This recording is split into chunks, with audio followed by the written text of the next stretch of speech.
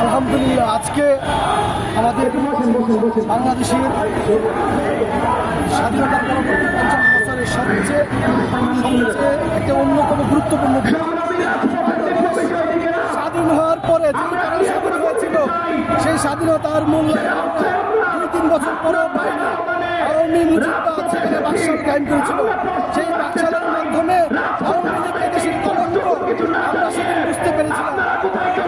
৫০ বছর আওয়ামী লীগ থাকে ক্ষমতায় এসে আমাদের উপর জুলুম করেছে, নির্যাতন করেছে।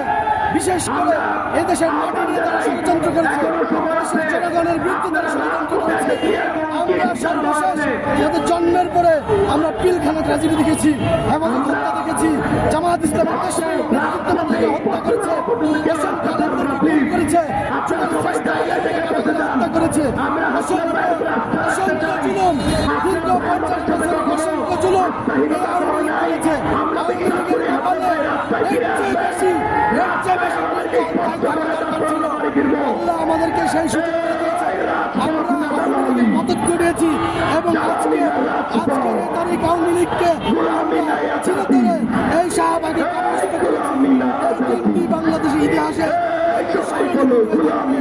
এই দিনটি আগামীর রাজনীতিতে বাংলাদেশে আমাদের প্রেরণা হয়ে থাকবে ইনশাআল্লাহ।